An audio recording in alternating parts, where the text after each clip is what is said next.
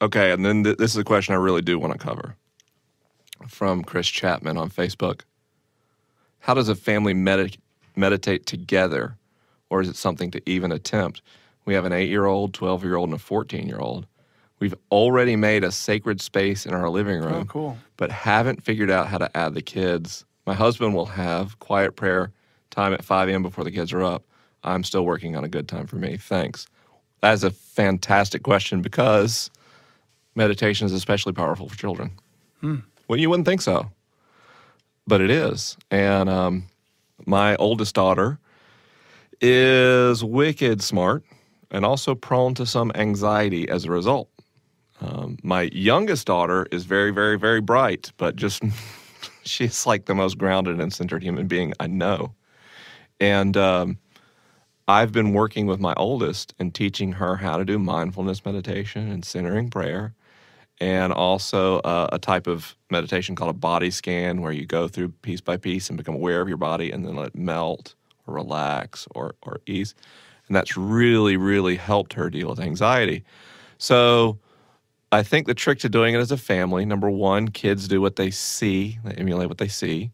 So it's okay to say, okay, right now we're going to have some quiet time in the home. Mom and dad are going to meditate.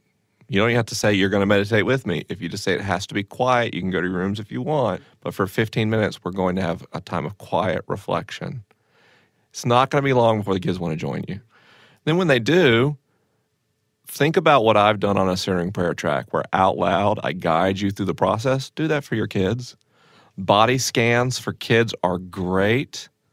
Centering prayer for 5 minutes, not 15, not 30, for 5 minutes, where we just focus on our breath and focus on God's love, especially teaching them to be non-judgmental, to not worry about other thoughts. There's no goal.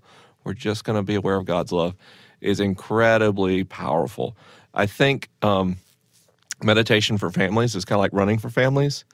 Mom and dad can probably run a marathon, right, if they're serious runners. It's not appropriate for an 8-year-old, but it is totally appropriate for an 8-year-old to go on a 20-minute or 30-minute walk run with their marathoning parent.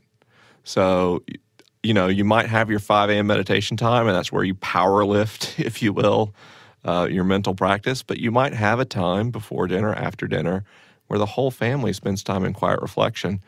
And boy, is that a fantastic alternative to television. So I would say, you know, don't aim high, aim low. If the whole family sits together in relative silence for 5 minutes and 2 minutes in, somebody gets the giggles, huge success, right? But just this whole idea of trying to take time and reflect and be aware is going to be really beneficial.